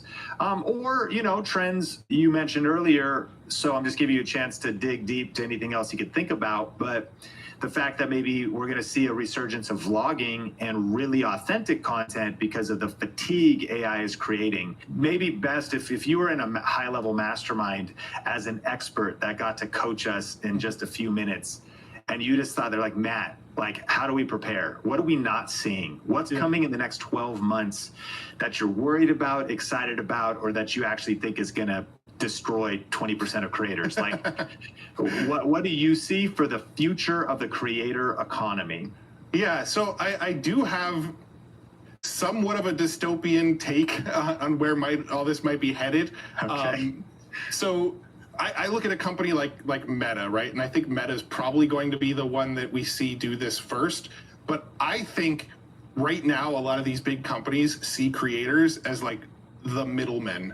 Right. If you look at something like an Uber, right? Uber, you've got the customers, you've got Uber, the company, and then you've got the car drivers. And the car drivers are the middlemen. And Uber's trying to cut out the drivers by putting, Waymos and autonomous vehicles in their fleet, and they're trying to cut them out. Well, if we're getting to a point where VO3 can generate really decent videos with voiceover, with audio, with everything, and all it takes is a really, really good prompt to get that video out of it, well, AI is going to be able to write those good prompts as well. So I think it's only a matter of time before companies like Meta start just generating their own AI content and optimizing for whatever that dopamine hit is, right? If you're scrolling your Instagram stories and a video gives you an Instagram or like a dopamine hit as you're scrolling, and you watch more of that kind of content, that kind of content's going to get more reach. Well, I think it's going to get to a point where these companies can figure out, AI can generate dopamine hit content, put it in front of people. What do we need creators for to do that? And I think that's what Meta wants to create. I really hope YouTube doesn't go down that route, but I think Meta is trying to go down that route. I think they want to go down the route of we can lock people into a platform where they're just scrolling AI generated content and nobody cares as long as it's got that dopamine hit. I think that's what's coming. I think that's what Instagram wants to create. I think maybe even TikTok. And I really, really, really hope YouTube avoids that. Saying that, I do think some of the stuff that's going to get really, really good. I do think we're going to see dubbing get a lot better. We're going to see it get to a point where if we dub something over in Spanish, it's actually going to look like our lips are saying it in Spanish. That technology already exists. It's just not baked into YouTube directly yet. So I think that's going to come eventually, where you flip it to a different dub and it looks like I'm speaking to you in Spanish, or it looks like I'm speaking to you in Japanese. That I don't think is too far off. The technology's there. YouTube just needs to implement it. I think we're going to see a lot more of this like agentic workflows where you can feed it an hour and a half long video and tell it to cut it down to 20 minutes, and it will figure out where to cut, where to take the mistakes out. When to show your screen versus when to show your camera, when to overlay B-roll. I really think like we're looking at that kind of technology next year. Descript is already trying to build that. So like we're already seeing it there. There's a company called memories.ai, which I just came across recently, where you can load hours and hours and hours of video into it and then tell it, go and make me a 10-minute montage of, let's say I uploaded a whole bunch of interviews with Sam Altman. Make me a montage of Sam Altman saying AGI.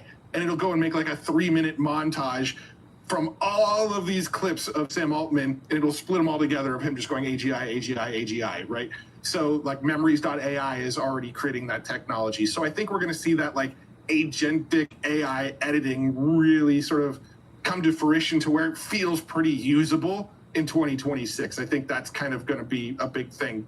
So between the agent editor and the dubbing with actual good lip syncing, I think those are the two things that are on the horizon for creators that we should all be pretty excited about. Where I believe Meta and TikTok want to take their platforms and cut out the middleman, that's the part that I'm a little bit more pessimistic, dystopian about.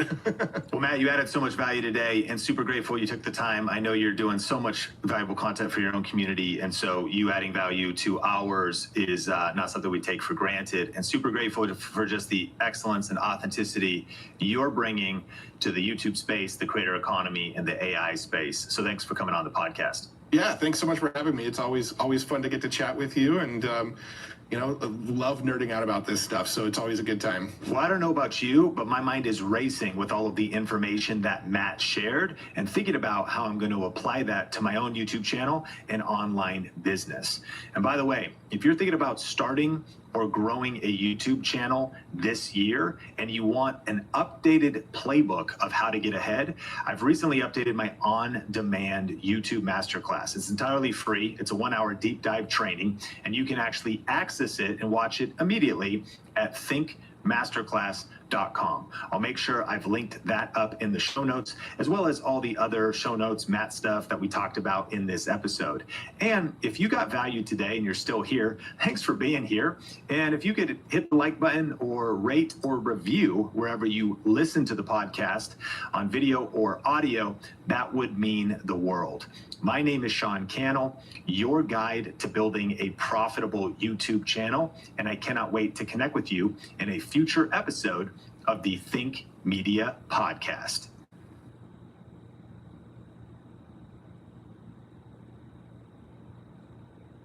Keep drinks cold with new stainless steel gear from Gatorade. Gear up with Gatorade. Cracked windshield? Get it fixed now and pay later at safelight.com.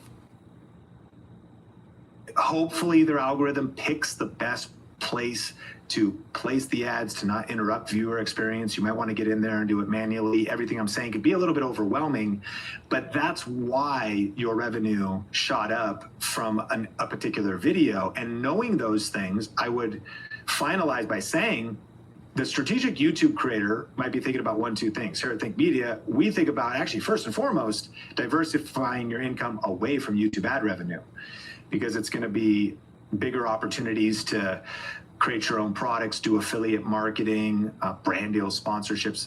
We actually have a class. If you go to thinkmasterclass.com, we have an on-demand class that talks about some of the best ways to make money right now. And so we'll link that up in the show notes, and you could check out that class. But as your channel evolves and as your channel gets monetized, for everybody listening to this, YouTube ad revenue is incredible.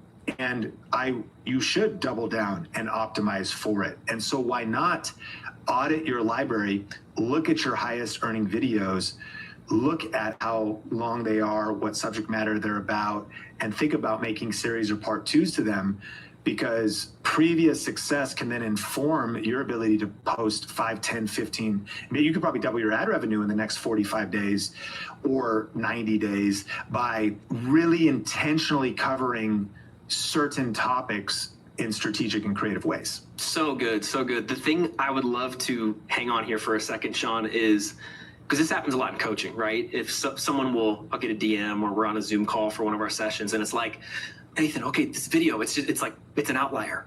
It's going crazy. It's like whatever. It's super exciting. But a thing that I find is that usually the student thinks that we need to go a different direction. Okay, so that just popped off. Okay, what do we do now? It's a good question. Like, what do you do when you've got some momentum, when you've got a video that pops off, overperforms? Sometimes we think we need to go do something else to recreate the success. And so I just wanted to say for everyone listening, like, we just like that idea of, what was the topic? Like, what did you do in the video? It's probably a good idea to make a part two, right? To just same topic, stick with what you did. Maybe there's a different angle or a part two that you could go into. But I think that's a really key point, not even for just, trying to reverse engineer revenue, but just like views. Oh, wow, I'm just like a small channel starting. This video got 100 views. I usually get like 25. What did I do there? Topic is a worthwhile thing to look at and how you structured that video. Well, Nathan, I would add to that just to say, one of the phrases we say at the Beat It all the time is success leaves clues, make part twos. And recently, though, it's been rerun the play. And one of the most advanced online business owner topics that is going to sound so simple, but listeners, I think all of us suffer from missing the financial opportunities hidden in plain sight, wanting to just chase new and novel ideas, and thus leaving a lot of money on the table. And it's this: the mistake that so many creatives and entrepreneurs and YouTube creators make is constantly doing new things instead of actually repeating the proven things that work. That might sound simple, but let's take it to just a different category. Maybe as a business owner, you figure out that like there's one website you have for content creators. You have maybe a free gift you give away that grows your email list. You've got a couple digital products, but there's like one product. And if you look at the 80-20 rule, which is typically that 20% of our efforts lead to 80% of our results, for some more advanced listeners, they maybe have like 5 different things they offer people for free they could download. Like, you could download my free guide, or you could go watch this free class, or you could do this quiz, or you could do this, check your weight cheat sheet for your plant-based recipes. Out of the 5 things, 4 of them kind of limp along. Like, they're all right, and they've gotten some results, or maybe they made some money, but there's like the one thing that disproportionately has provided results. 99% of creators and business owners don't look at the one thing and like triple down, quadruple down, 100x down on one thing. They just start making something new. I'm guilty as charged. We're coming up on year 10 here at Think Media, and for about 5 years in the middle, we suffered from distraction and shiny objects syndrome. And when I say we, it would be me that suffered. Like, oh, cool, we've got a cool YouTube course. Like, let's create another one, or let's answer this question and turn it into this. And it added a lot of complexity to my mind and stress, but it also, these things got results, but it was also diverting energy away from that main thing, that main campaign, which for us, eventually we're like, wait a minute, like Video Ranking Academy, our signature program, is like the transformational vehicle for our students disproportionately. What if we tripled down? And one year it flipped and our statement became, you know what, actually all roads lead to VRA. And we sunsetted some of our other programs that were actually being effective. Applying this to videos, the fear I think people have is they're afraid of repeating themselves. And it's not that you're just going to copy the video and it's boring and it's regurgitated, but the thing is, like, you find something that's hot on YouTube, stick with it. And I mean, to the point where maybe you do repeat yourself, to a point where you're comfortable with the criticism. If you study some of the top performing YouTubers, critics would say PewDiePie at his peak. They'd be like, man, all he's doing is like doing these meme reviews over and over. All this creator's doing is doing these reaction videos over and over.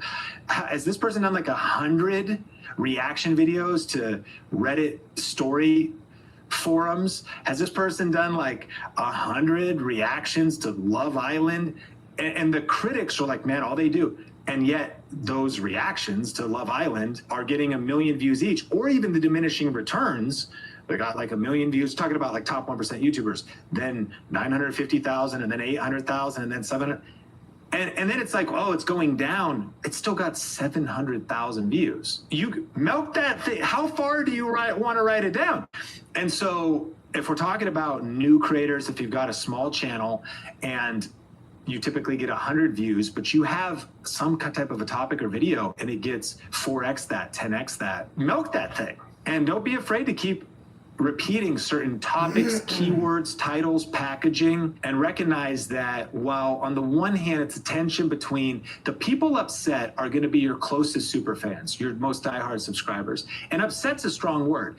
You might ask yourself, like, they might not watch or they've already seen this before, but you're also a small YouTube channel. The point is to grow. You have to let go of the mindset. You're 300 subscribers. While you love and honor them, you're on a mission to get monetized and get 1,000 subs. You're on a mission to get 10,000 subs, 30,000 subs, which means you're going to need to talk to strangers you've never met before that don't know you right now. So guess what? They definitely do not think you're doing. They're not thinking you repeat anything because they've never even heard of you. So when you start thinking about that mindset, it's a whole different energy with just not being afraid to probably repeat yourself, repeat the winning formula, run the play again. There is a point when you probably should pivot, but I would say majority, most don't even get close to that edge. They take the off ramp so much sooner because it's also the creative trap. As creatives, we want new and we want novel, and we want that freshness in our branding and our marketing, of course, but rerun the play.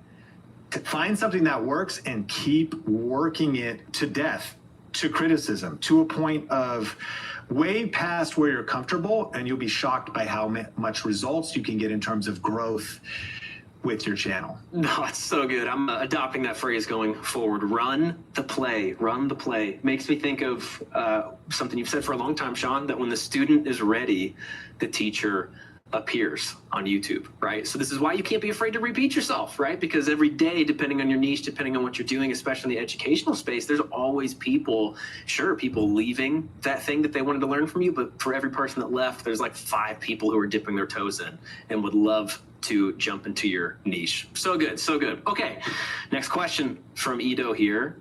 Subscribers are not watching. What do you do? Hey, let me ask you something. Do you have a real plan to grow on YouTube and actually stick with it? Whether you're just getting started, restarting after a break, or trying to turn views into income, we've created something brand new to help. It's called YouTube Jumpstart, a free 3-day online event designed to help you grow, get views, and even start earning before 1,000 subscribers. Every single day, you will learn something powerful and you'll be challenged to take action. So you're not just watching more content, you're building real momentum. This is for people who are done thinking about YouTube and ready to get serious and do something about it. You'll get practical strategies, new AI tools, and behind the scenes growth tactics that we've never shared publicly before. And most of all, you won't be doing this alone. You'll be a part of a real community that will support you, challenge you, and hold you accountable to your YouTube goals and dreams. So if you're tired of just talking to ChatGPT about your channel, not making any meaningful progress, and ready to get real results, then go to tubejumpstart.com to grab your spot for this free event, or just click the link in the show notes. And I need you to know, this is a live event with super limited replays, and once they come down, they're going to be gone forever. So don't wait.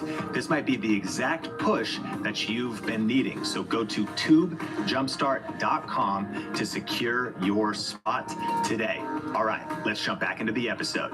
Okay, good question. I know we're talking about kind of like the strangest and weirdest things that happen about YouTube and like how YouTube can be confusing. And I got these subscribers. Why aren't they watching? I feel that. And these subs ain't loyal. You know what I mean? I got 99 problems and my subs are one of them. Like what's going on? Well, a couple things. Number one, on Think Media, in the last 30 days on the Think Media podcast channel, Petco's always been where the pets go. to the brands they can't get enough of, expert hands-on care, and to live their best life. Celebrate 60 years with us in stores and online today. Petco, where the pets go.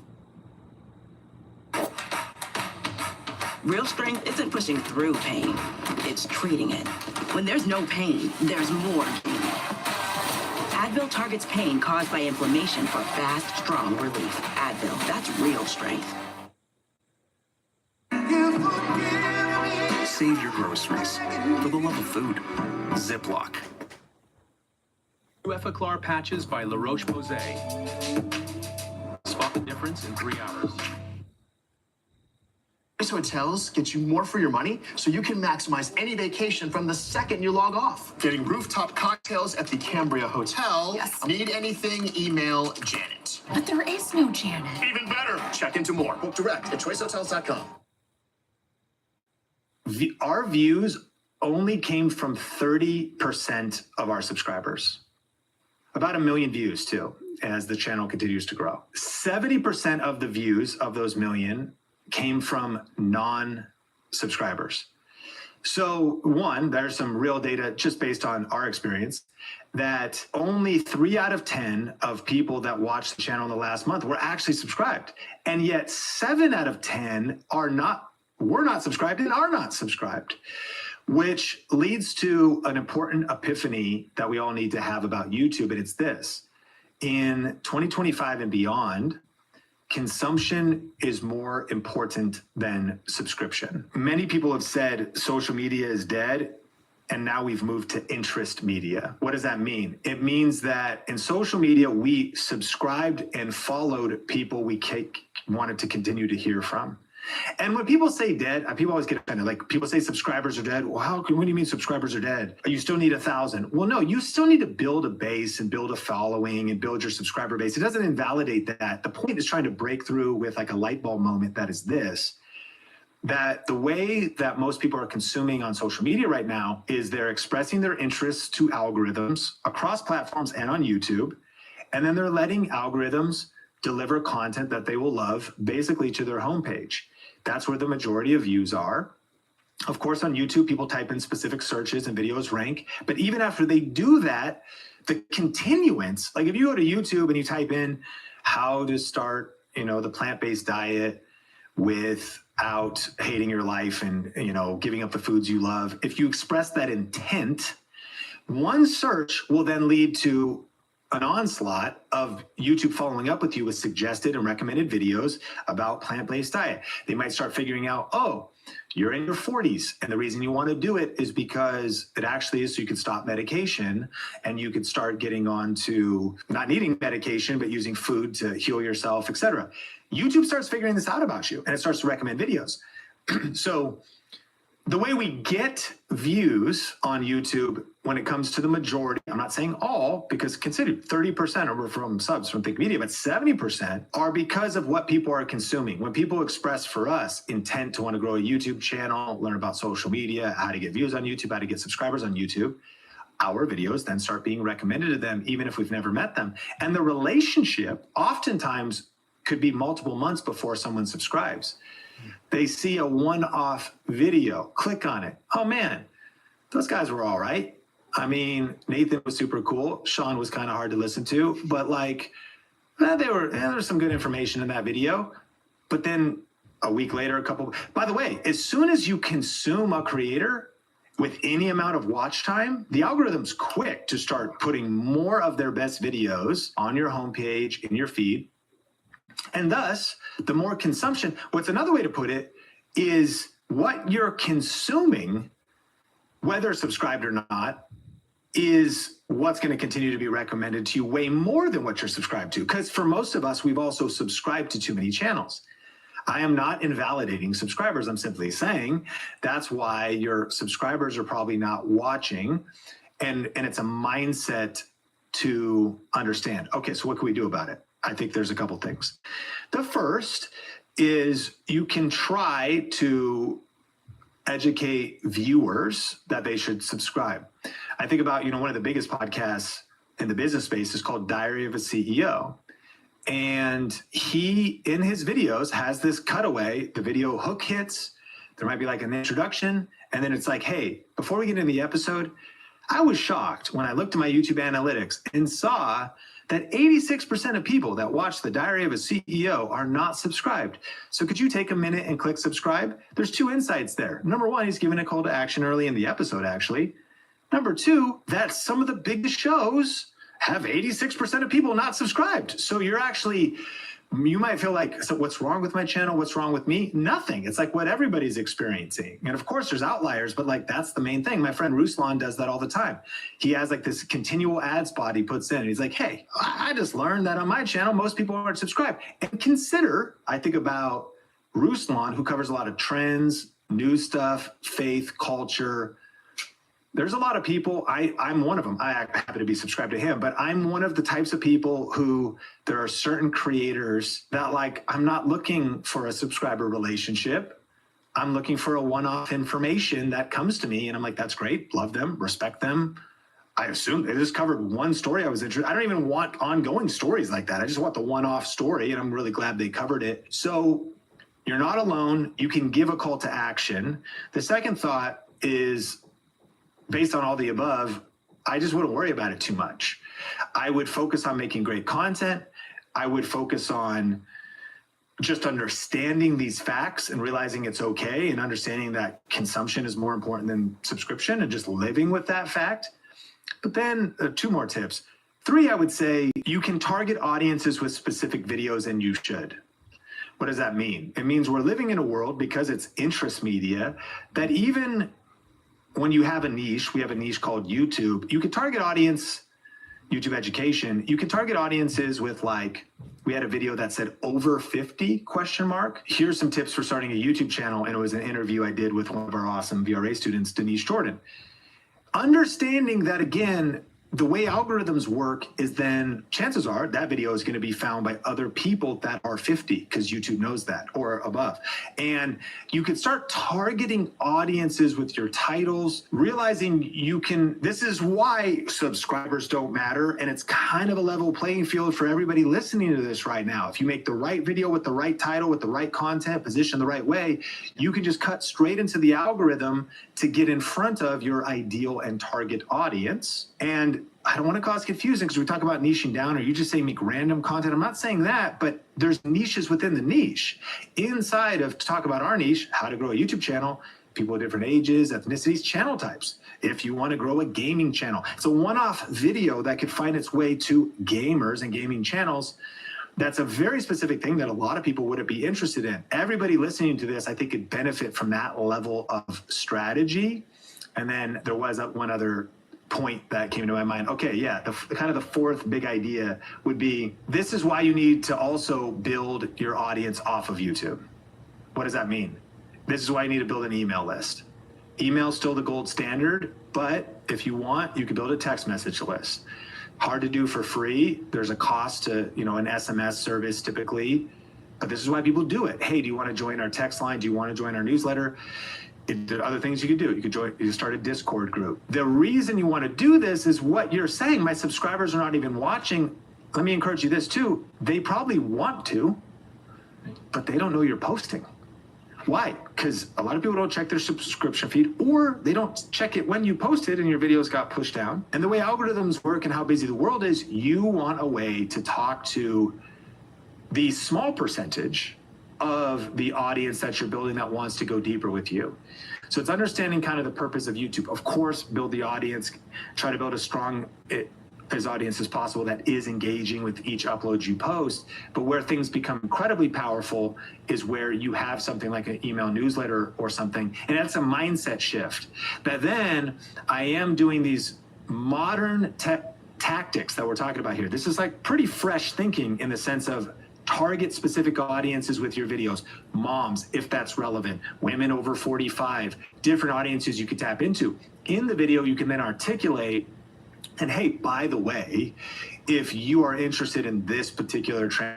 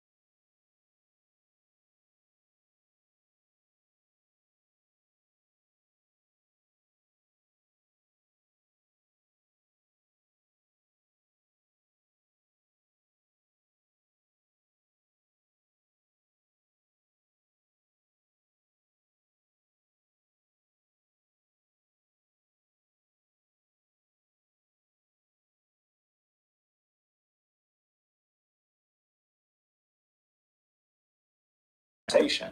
I'm not invalidating. Still get subscribers on YouTube, still grow your YouTube channel. YouTube subscribers are still awesome, and they still are an advantage. If we do, it's been overplayed, and we're guilty of it as well. And I know it's ethical for us to do this because the point is true of like subscribers don't matter. Like in context, but let me frame that. They also do matter. Like you have an advantage if you have subscribers. You have an initial push, an initial advantage.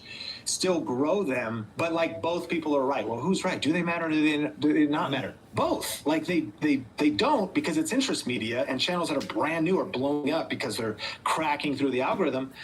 But still, anybody with subscribers does have an advantage, and of course you can get monetized and you still want to build that audience. I hope that makes sense, but it's not either or, it's both and I hope some of those tips are helpful.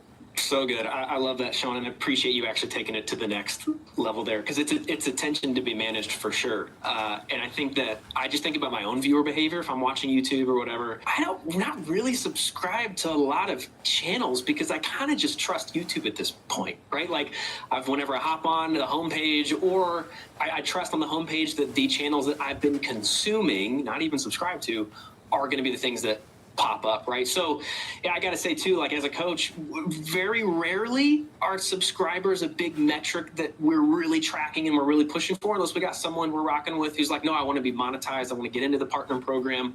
Well, yeah, subscribers matter. We want to make sure we hit that 1,000, but it's also, I think, just remembering what you're trying to solve for in the moment. And just, I think that's the key thing to take away is consumption is what matters more than subscribers. While at the same time, subscribers do have their role. So, hey, hopefully we didn't just do some sort of weird Jedi mind trick on everybody right there, Sean.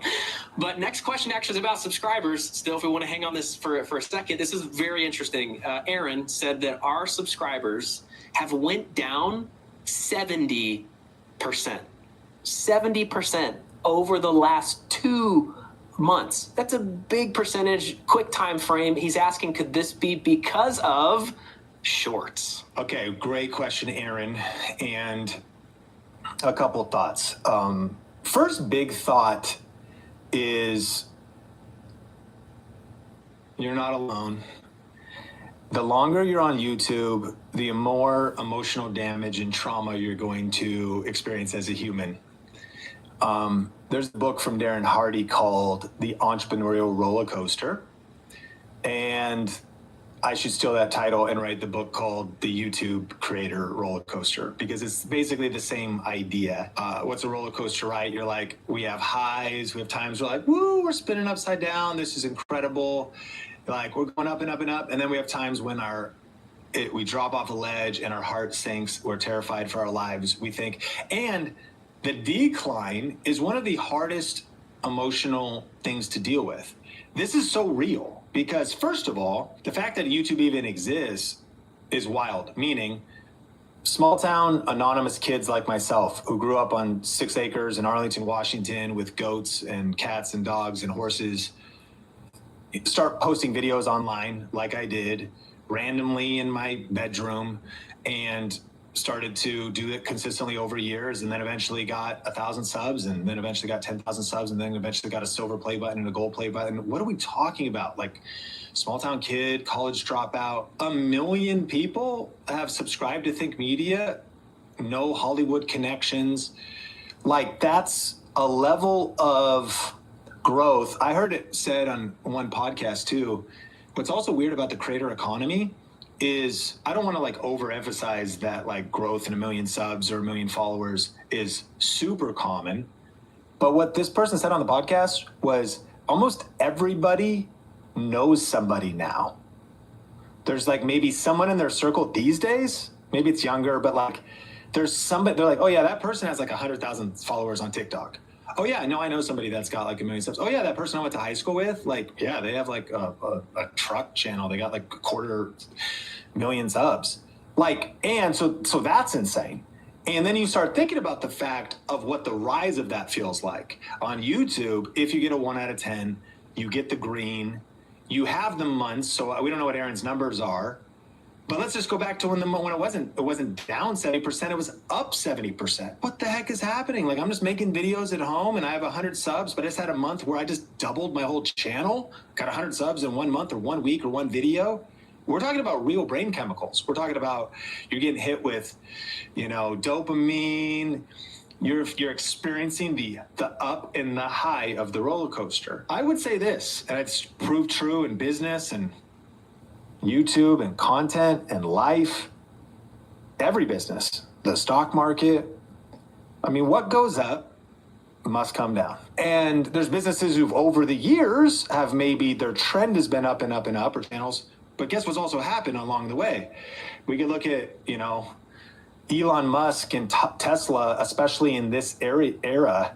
One of my friends is a massive investor in Tesla. He was so early. He bought the first ever Tesla. He was on a waiting list. I didn't even know who Elon Musk was. He was the biggest fan of him. I was like, I've never heard the name. This whatever year ago this was. I remember he got the auto driving. I made a video. So his name's David. He's like, I'm just so pumped. And I was like, dude, who even cares? Electric cars? This was like 8 years ago or something like that, 10 years ago. And so he bought stock super early. Well, what's so funny is whenever I'll see a thing, it'll be like, yeah, so we just had the biggest drop in Tesla stock of all time. And like $1 billion of revenue was just erased instantly. I always think about David as I'm like, he's sitting there and he's up and I'm like, David just lost like $250,000 in 5 minutes, like yesterday, like as far as his stock value. I can't personally, I'm not a big investor like that. It's more just retirement account. I'm like, I don't know if I can emotionally handle that. Like, what are we talking? What? Like, then you have to have the emotional resilience. Okay, that's stocks.